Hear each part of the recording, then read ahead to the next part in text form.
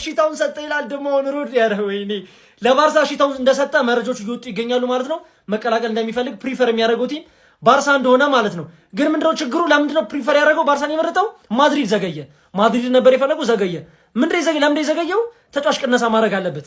ካማቪንጋ ማውጣት አለበት። ቹዋሚኒ መቀነስ አለበት። ምክንያቱም የሚጮትበት ታይም ትንሽ ነው የሚሆነው። ከዛ በኋላ ላሊጋ ማዛ ነው የሚያደርጋቸው። አናዘር ደግሞ እነ ያማል ያወሩታል። ይሄን ሰውዬ ዲዮን ጉዳት ላይ ነው። ስለዚህ ግዴታ ያስፈልጋቸዋል የሮድሪ መምጣት ምናምን። ባርሳይል ኧረ ወይኔ ጭራሽ አሁን ድርድር ይኖራል ተብሏል። ከ60 ለማቅረብ ዝግጁ ናቸው ባርሳዎች ለሮድሪ ማለት ነው። የእሱ ፍቃድ ነበር ሲጠብቁ የነበሩት። ከ60 እስከ 70 ይላሉ። ሲቲዎች 75 ነው የሚሉት። ከብሩኖ ጉማሬሽ ምንድነው የሚለየው? እድሜያቸውን ተመሳሳይ ተጠጋኝ። ለምን እስከ 80 አድርገው እንዳይሄድ ቢያደርጉልን ቆንጆ ነበረ። ልቡ የተነሳቻች ማስቀረት አዛ ነው እንጂ እንዴ 75 ብሩኖ ጉማሬሽ ስንትን የመጣው ራሱ ለምን ከፍ አያደርጉትም? እንዴ ያለው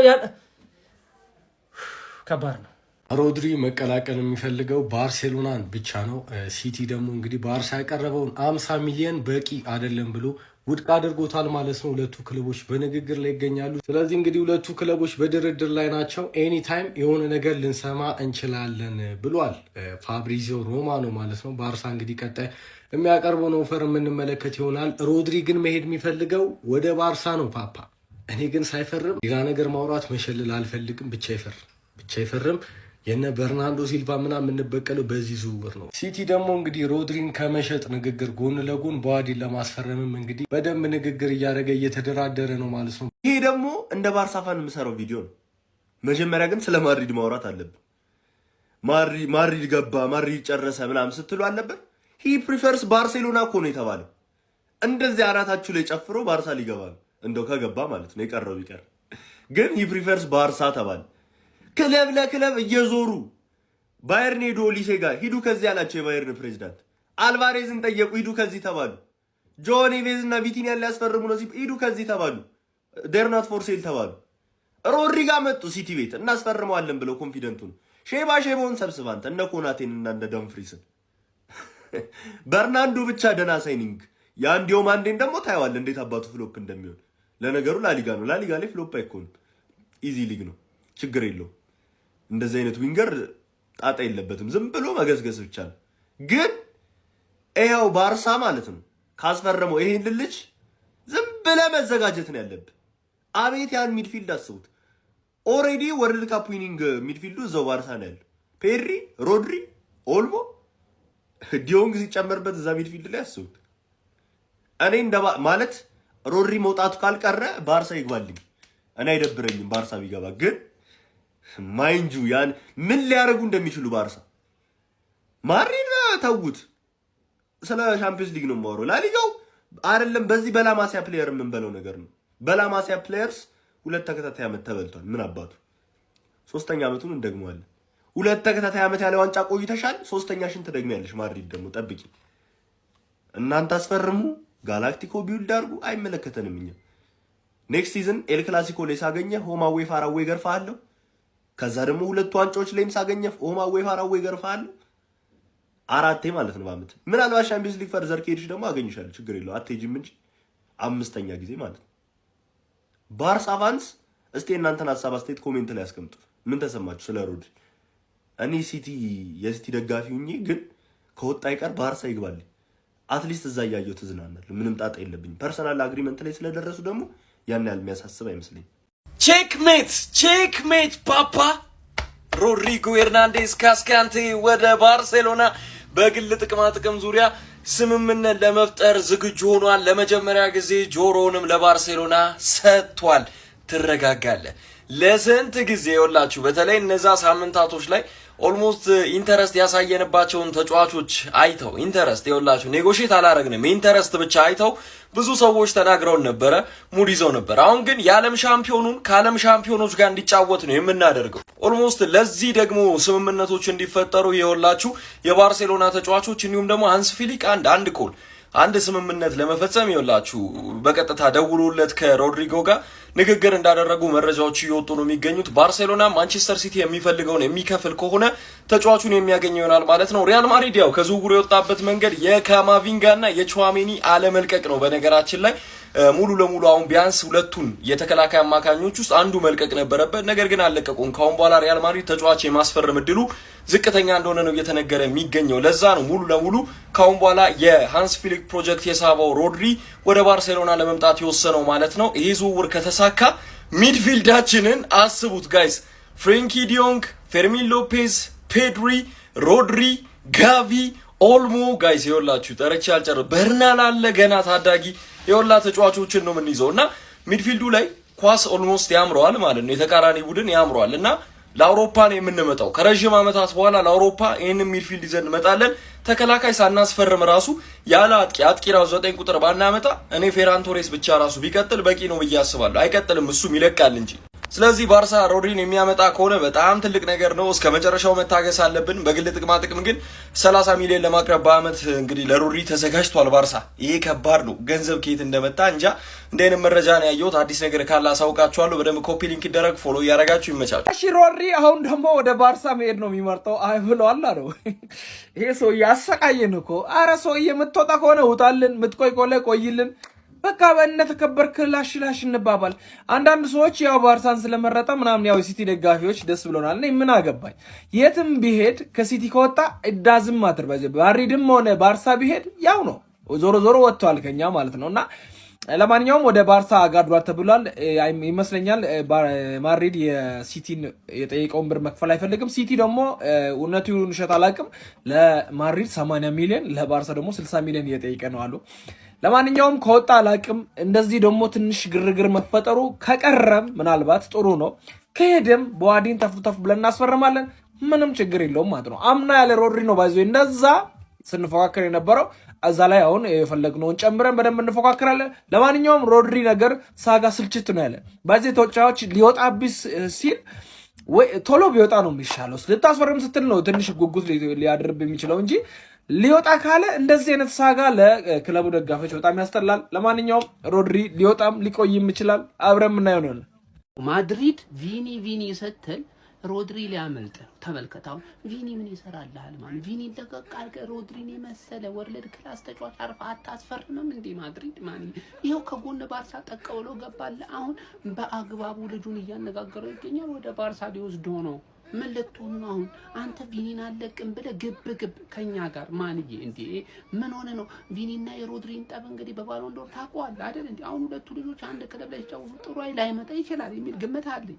ሊስማሙ ይችላሉ እኮ አይዶን ነው። እኔ የማውቀው ነገር ግን ይሄ ልጅ ብታስፈርመው ጥሩ ነው። ማድሪድ በጣም ነው የሚያበሽቀው ባርሳ ካንተ ላይ ነጥቆ ወሰደበት። እኔ ግን ነክሼብሃለሁ። የነከሽኩበት በቪኒ የመጣ ነው። ለማንኛውም ሮድሪ ጀምአው ወደ ባርሳ ለማቅናት እየተንቀሳቀሰ እንደሚገኝ ነው ገለጸ የሚገኘው።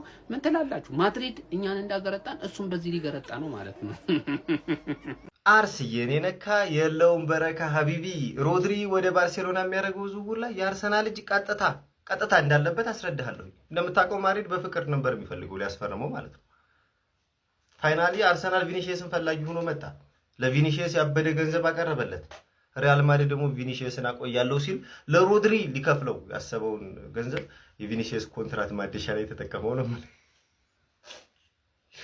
ፋይናሊ ማድሪድም ገርጥቷል፣ እኛም ገርጥተናል። እኩል ነው የምንገረጣው ማለት ነውና ባይዚ ሮድሪ ለሪያል ማድሪድ በጣም ነበር የሚያስፈልገው። እንደውም አስቀምጥላችኋለሁ ማድሪድ ዞን ያስቀምጠው። በጣም ተበሳይተዋል። ጆዜ ሞሪኒዮ ብሏል።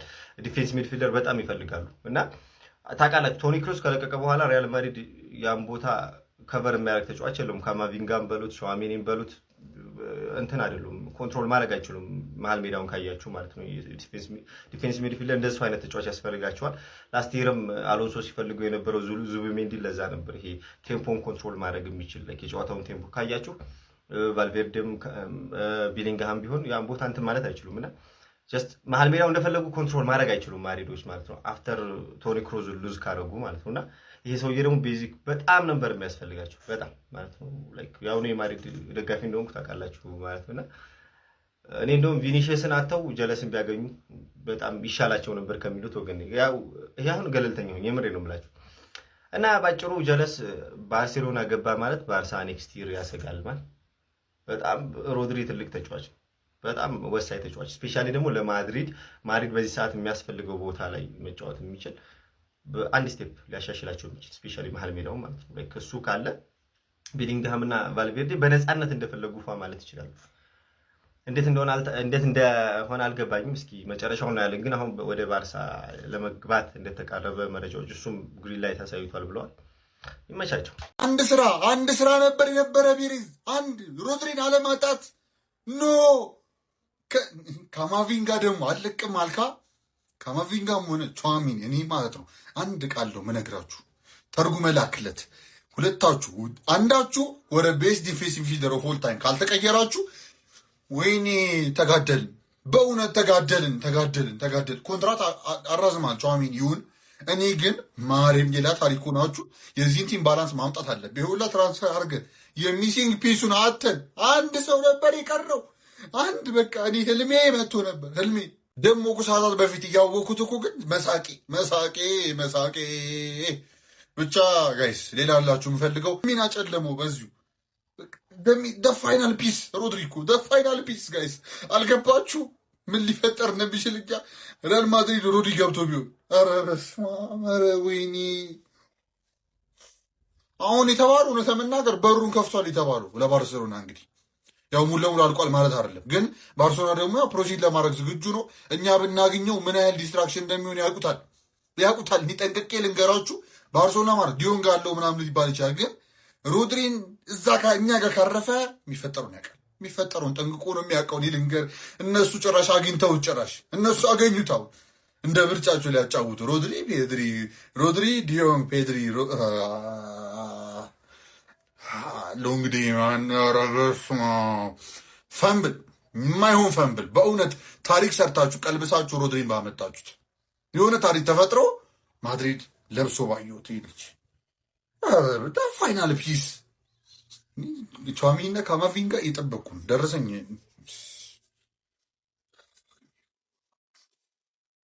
ግባ ሮድሪ። ይሄ ነው። ለማንኛውም ማለት ነው ሮድሪ ከባርሳ ጋር ለመነጋገር ማለት ነው በሩ መክፈቱን በአሁኑ ሰዓት እየተዘገበ ነው የሚገኘው ማለት ነው። የሚገርም መረጃ ከምሬ ነው የምላችሁ። ቅድም ነግሬያችሁ ነበር እኔ ወደ ባርሳ ብሄድ እንዴት ደስ እንደሚለኝ። እሱ ባርሳ ከገባ እደግመዋለሁ። የስፔንን ፉትቦል ዶሚኔት ታዋል። ባርሳ እኮ መከላከል እኮ ችግሩ። ሮድሪ መጥቶ ከዛ በኋላ መፈናፈኛ ነው የሚያሳጣ። ኧረ በእናታችሁ ይህ ዝውውር ሂርዊጎ ወደ ባርሳማ መባል አለበት። ሰዎች ሮድሪና ባርሳ እኮ ይስማሙ። ማድሪድ እንግዲህ ሮድሪና ማስፈረም በጣም ተቃርቦ ነበረ፣ ወይም ደግሞ ፍላጎት ነበሩ። ሮድሪም ከዓለም ዋንጫ በኋላ ፕሌይንግ ፎር ማድሪድ ኢዝ ማይ ድሪም ወይም ደግሞ ለማድሪድ ማጮትን ነው ብሎ ነበር። ነገር ግን ባርሳ እንግዲህ ኦፕን አድርጎታል ይሄን እንድል ከመሃል ገብቶ ናም የሮድሪ ካምፕና ባርሳ እየተነጋገሩ እንደሆነ ታውቃም። ያው ከደቂቃዎች በፊት በወጣ መረጃ መሰረት እንግዲህ ባርሴሎና ግሪን ላይት አግኝቷል፣ ወይም ደግሞ ፍቃድ አግኝቷል ከማንቸስተር ሲቲም ከሮድሪም ካምፕ ማለት ነው። እናም ኤሳፕ ማስፈረም እንደሚፈልጉ ታውቋል። ለሱ ነው አስፖሲብል ማለት ነው። እናም ሮድሪ ባርሳ ተጫዋች ሊሆን ይችላል። ኧረ በስመ አብ ማድሪድ በቃ። ዛሬ የተሰሙ ሰበር የተባሉ አዳዲስ እግር ኳስ የዝውውር መረጃዎች እንደተለመደው ይዤ ወደ እናንተ ቀርቤላችኋለሁ። ቪዲዮውን ኮፒ ሊንክና ሪፖስት እያደረጋችሁ እነዚህን አጫጭር የዝውውር መረጃዎችን መኮምኮም ትችላላችሁ። እንግዲህ ስፔናዊ የማንቸስተር ሲቲ አማካኝ ሆኖ ሮድሪ ከሪያል ማድሪድ ይልቅ አሁን ላይ ወደ ባርሴሎና ለማቅናት ፍላጎት እንዳሳየና ባርሴሎናዎቹም ይህንን ተጫዋች ለማስፈረም እንቅስቃሴ አጠናክረው መቀጠላቸው እየተነገረ እንደሚገኝ መረጃ አጋርቻቸው እንደነበረ የሚታወስ ነው። ታዲያም እንግዲህ 45 ሚሊዮን ዩሮ ለተጫዋቹ ዝውውር ለማንቸስተር ሲቲ አቅርበው የነበረ ቢሆንም ማንቸስተር ሲቲዎች ይህንን የዝውውር ሂሳብ ውድቅ አድርገውባቸዋል። ሲቲዎችም ከተጫዋቹ ዝውውር እስከ 75 ሚሊዮን ዩሮ አካባቢ ድረስ እንደሚፈልጉ ነው የተነገረው ማለት ነው። ያው በሮድሪ ቆይታ እርግጠኛ መሆን ያልቻሉት ማንቸስተር ሲቲዎች የሞሮኮዊውን የሊል አማካኝ የሆነውን አዩብ ቡዋዲን ዝውውር እንግዲህ በማፋጣን ሂደት ላይ እንደሚገኙ ነው የተነገረ የሚገኘው። በሚቀጥሉት ቀናቶችም አዲስ ነገር ስለ ተጫዋቹ ዝውውር ይኖራል ተብሎ ይጠበቃል። ከዚህ በተጨማሪም የማንቸስተር ሲቲ አለቃ ኢንዞ ማሬስካ ከዚህ ቀደም በቼልሲ ቤት ያሰለጠነውን አርጀንቲናዊ አማካኝ ኢንዞ ፈርናንዴዝን ለማስፈረም ፍላጎት እንዳለው የተነገረ ሲሆን ማንቸስተር ሲቲዎችም በተጫዋቹ ዝውውር ዙሪያ እንግዲህ እያጤኑበት እንደሚገኙ ነው የተነገረ የሚገኘው። ሊቨርፑል በብራድሊ ባርኮላ ዝውውር ዙሪያ ከፒኤስጂ ጋር ምንም አይነት ስምምነት ደረጃ ላይ ባይደርስም ነገር ግን አሁንም ቢሆን ከፒኤስጂ ጋር በተጫዋቹ ዝውውር ዙሪያ ንግግር ላይ እንደሆኑ እየተነገረ የሚገኘው። የመጀመሪያ የሊቨርፑል የዝውውር ሂሳብ ለተጫዋች ያቀረበው በፔዥዎቹ ውድቅ ተደርጎበት ነበረ። ነገር ግን አሁን ላይ ስቲል እንግዲህ የተሻለ ሂሳብ ለማቅረብ በንግግር ላይ እንደሚገኙ ነው የተነገረው። ቼልሲዎች ስፔናዊውን የራዮ ቫያካኖን ሌፍት ባክ የሆነውን ፔፕ ቻቫሪያን በ21 ሚሊዮን ዩሮ የዝውውር ሂሳብ ፓኬጅ ለማስፈረም ሙሉ በሙሉ ከስምምነት ላይ መድረሳቸው ተነግሯል። ከቶትናም ይለቃል ተብሎ እየተጠበቀ የሚገኘው አርጀንቲናዊ ተከላካይ ሮሜሮን አስመልክቶ አትሌቲኮ ማድሪዶች በዚህ ተጫዋች ዝውውር ዙሪያ በጣም ጥልቅ ፍላጎት እንዳላቸው የተነገረ ሲሆን ንግግር እያደረጉ እንደሚገኙም እየተነገረ ይገኛል። ከክለቡ ጋርም ከተጫዋቹ ጋርም እንግዲህ ንግግር እያደረጉ ይገኛል። አሰልጣኝ ዲያጎ ሲሞኔ በዚህ ተጫዋች ዙሪያ እንግዲህ ትልቅ ፍላጎት እንዳላቸው ነው የተነገረው። የቀድሞ የባርሴሎና ተጫዋች የነበረው ሰርጂዮ ሮቤርቶ ከኮሞ በመልቀቅ አሁን ላይ ወደ አሜሪካው ክለብ ኤልኤ ጋላክሲ ለማቅናት ሙሉ በሙሉ ከስምምነት ላይ መድረሱ ተነግሯል። ለማንኛውም ስለ እነዚህ መረጃዎች እናንተ የምትላላችሁ ሀሳባችሁን አጋሩኝ። የፕላስ ምልክቱን በመጫን ፈጣን አዳዲስ የሆኑ እግር ኳሳዊ መረጃዎችን ማግኘት ይችላል። ሮድሪ ወደ ባርሴሎና የቪኒሲየስን ኮንትራት በተመለከተ እንዲሁም ደግሞ ብሩኖ ጉማሬጅ ወደ አርሰናል የሚያደርገው ዝውውር መቼ ይፋ ይደረጋል የሚለውን በአጭሩ እንመልከት። መጀመሪያም ሮድሪን በተመለከተ ባርሴሎናዎች ከተጫዋቹና ከማንቸስተር ሲቲ ጋር በጣም ጥሩ የሚባሉ ንግግሮች እንዳደረጉና አሁን ላይ ከሪያል ማድሪድ በተሻለ መልኩ ተጫዋቹን የማስፈረም ከፍተኛ እድል እንዳላቸው መረጃዎች እያሳዩ ይገኛል። ሪያል ማድሪዶች ከዚህ በኋላ ተጫዋቹን ለማስፈረም አንድ ጊዜ ሙከራ የሚያደርጉ ይሆናል። ነገር ግን ሁሉም ውሳኔ የሚሆነው የሮድሪ እንደሆነ የፋብሪዚዮ መረጃ አሳይቷል። እንዲሁም አንዴ ወደ ሪያል ማድሪድ የሚያደርገውን ዝውውር ሙሉ በሙሉ ጨርሷል። የሕክምና ምርመራም እንዲያደርግ ፈቃድ እንዳገኘ የፍሎሪያን ፕሌተንበርግ መረጃ አሳይቷል። ብሩኖ ጉማሬጅን በተመለከተ የሕክምና ምርመራውን በተሳካ ሁኔታ አጠናቋል። የ4 ዓመት ኮንትራትም እንደፈረመ የሃንድ ኦፍ አርሰናል መረጃ አሳይቷል። አንዳንድ መረጃዎችም እንደገለጹት ከሆነ ብሩኖ ጉማሬጅ በክለባችን የ39 ቁጥር ማሊያ የሚለብስ ሲሆን ክለባችንም በዛሬው ዕለት የብሩኖ ጉማሬጅን ወደ ክለባችን መፈረም ይፋ እንደሚያደርገውም አንዳንድ መረጃዎች እየገለጹ ይገኛል። ቪኒሲየስን በተመለከተ ራሞን አልቫሬዝ ባጋራን መረጃ መሰረት ክለቡና ተጫዋቹ በአዲስ ኮንትራት ዙሪያ ሙሉ ለሙሉ ከስምምነት እንደደረሱና በቅርቡም ይሄ ኮንትራት እንደሚፈረም የራሞን አልቫሬዝ መረጃ አሳይቷል። አሁን የተሰሙት የዝውውር መረጃዎች እነዚህን ይመስላሉ። ወደ በኋላ በሌሎች መረጃዎች እንገናኛለን። እኛ ቹዋሜኒ ወይስ ካማቪንጋ እያልን እናወራለን። አራዳው መጥቶ ሊወስዳት ነው። ባርሴሎና ከመቼው ዝውውር ውስጥ ገብቶ ከመቼው ነው እንደዚህ አይነት ነገር የደረሰው? ሮድሪ ወደ ባርሳ የመሄድ እድሉ እየሰፋ መጥቷል።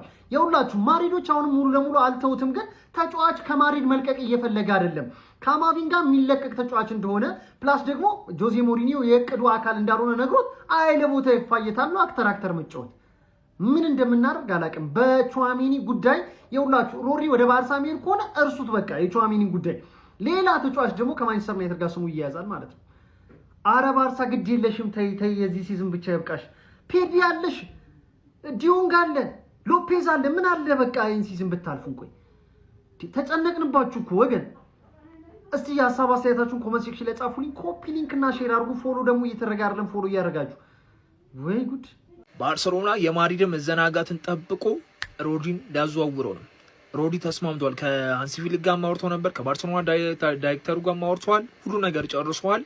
አሁን የቀረው ከሲቲ ጋር ማውራት ብቻ ነው እና ሮድሪ ከማድሪድ ይልቅ ወደ ባርሴሎና የመሄድ እድሉ አሁን ላይ ሰፍቷል። ማድሪድ እሱን የማስፈረም እድሉ ጠቅሟል። እዛ የአንዲያሞንዴ ፎከስ ሲያደርጉ ከዛ የቪኒ ጉዳይ ሲያጨናንቃቸው የሮድሪን ጉዳይ ተውት ነበር። ሮድሪ ወደ ማድሪድ የመሄድ ፍላጎት ቢኖረውም አሁን ላይ ግን ወደ ባርሴሎና የመሄድ እድሉ ሰፍቷል።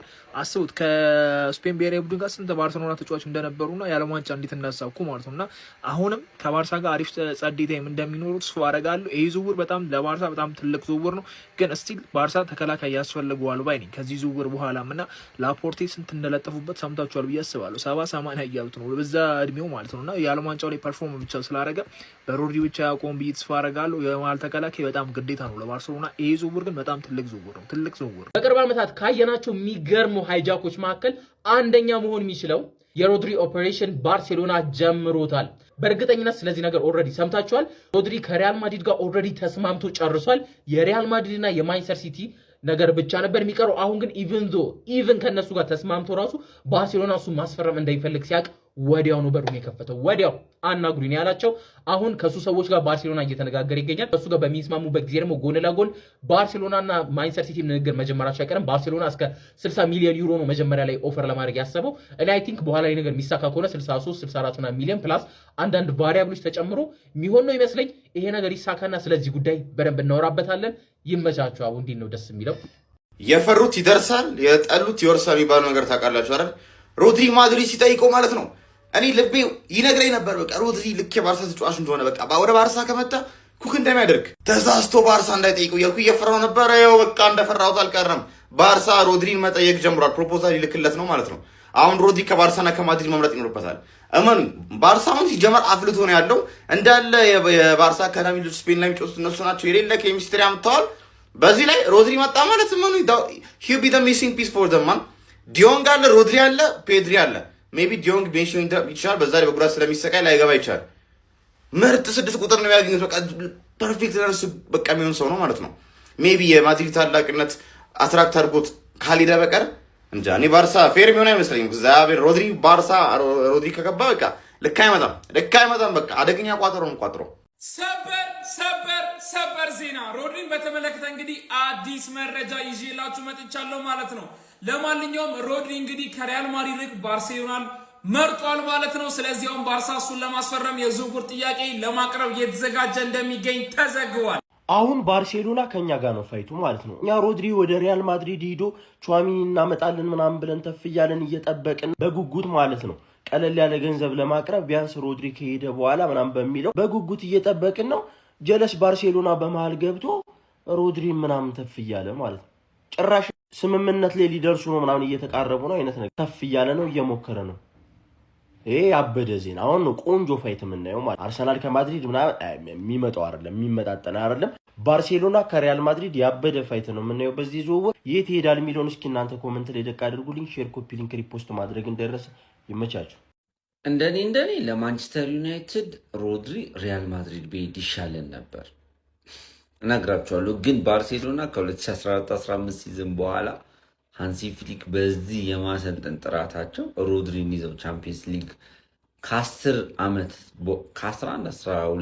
በኋላ ማሸነፍ ካልቻሉ ኦልሞስት ያው ከባርሴሎና በኋላ አላሰልጥንም ብለዋል። ማንም በቃ ይረሳቸው። ሃንሲ ፍሊክ ያ ጥራቱ ይረሳል። ምክንያቱም ከባርሳ በኋላ አላሰልጥንም ሪታየር አደርጋለሁ ብሏል አይደል?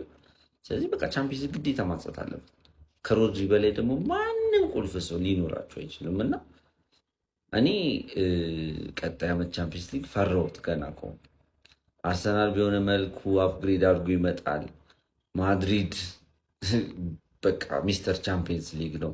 ፔዤ ትሪፕል አለማሳካቱን አናውቅም። ባየር ሚዩኒክ ምርር ያለው የቆሰለ አንበሳ ነው እና በጣም የሚያስፈራ ቻምፒየንስ ሊግ እናያለን። ግን ማድሪድ ግን ሮድሪ ቢሄድልን ኖሮ ኦሬሊያን ሹዋሜኒ ወይ ካማቪንጋ መልቀቃቸው አይቀርምና ከሁለት አንዱ ቢመጣ በደንብ ኢነርጂያችንን ቡስት ያደርጋል ብዬ አስባለሁ። ዩናይትድም እንዲህ ሰርድ ሚድፊልደር ላይ ቀዝቀዝ ያለው የሆነ ነገር እየተጠባበቀ ይመስለኝ ነበር። እናንተም ታስባላችሁ? ፎሎ፣ ላይክ፣ ሼር ማድረግ አይረሳ። ይመቻችሁ። ሰበር መረጃ ሮድሪ ለባርሶና በሩን ከፍቷል። ለመደራደር ዝግጁ መሆኑን አሳውቁ። እንደሚታወቀው እንግዲህ ባርሶና ስፓኒያርዱን የመሃል ሜዳ ሞተር ሮድሪጎ ሄርናንዴዝ ካስካንቴን ለማስፈረም ከሪያል ማድሪድ ጋር ዛሬ ፉክክሩን መቀላቀላቸው ይታወሳል። ታዲያ በሆኑ ሰዓት ሮድሪም ወደ ባርሶና ለመዞር ፈቃዱ መስጠቱን የተነገረው አስቀድሞ ከሪያል ማድሪድ ጋር በግል ጉዳዮች ከስምምነት ላይ ደርሶ ነበረ። ሪያል ማድሪድም ለተጫዋቹ ከ50 ሚሊዮን ዩሮ በላይ ለመክፈል ፈቃደኞች አይደሉም። ይህን ተከትሎም ሮድሪ ዝውውሩ በመዘግየቱ ደስተኛ አይደለም። ታዲያ በሆኑ ሰዓት ለመጀመሪያ ጊዜ ለባርሶና ፈቃዱን ሰጥቷል። ይህንንም ለሪያል ማድሪድ እንዳሳወቃቸው የተነገረው ሮድሪ ወደ ባርሶና የሚያመራበት እድል ሰፍቷል። ምን ትላላችሁ? ያሰባችሁን ኮሜንት ላይ አካፍሉኝ። ፕላስ ምልክቷን እየነካችሁ ፎሎ ማድረግ እንዳትረሱ። ይሄ ሁሉ ለኔ ነው ብሏል። ሪያል ማድሪድን ኦፊሻሊ አልፈልግም። ማን? ሮድሪ። ፐርሰናል አግሪመንት ሮድሪ ጋር ጨርሰናል። አሁን ዛሬ ከ26 ደቂቃ በፊት እዩት። ከ26 ደቂቃ በፊት ነው ዜና ያየሁት።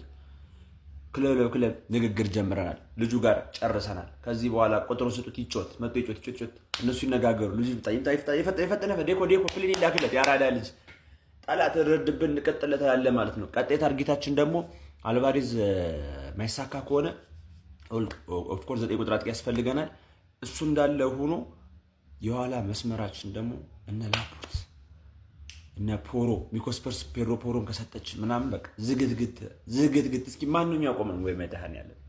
ዛሬ 10 ቪዲዮ ምሰራ። ድሮም ቢሆን እኮ ፔፕ ጋርዲዮላ ስላለ ነው እንጂ ሲቲ እምብዛም አይደለም ሲሉ ማለት ነው። የሆነ ቀልድ ምናምን ይመስለኝ ነበር፣ ግን የተረጋገጠ ነገር ነው የምታወሩት እኮ አንዳንድ ጊዜ ማለት ነው። አሁን ሮድሪ ወደ ባርሴሎና እባካችሁ እያለ እየተማጸነ ነው። ልክ ኤንዞ ፈርናንዴዝ በቼልሲ ውስጥ እያደረገ እንዳለው ማለት ነው። አክቹዋሊ እንኳን ፈላጊ አጥቷል፣ ግን ይሄኛው ባርሴሎና አለውል እያለ እየተዘጋጀ ነው።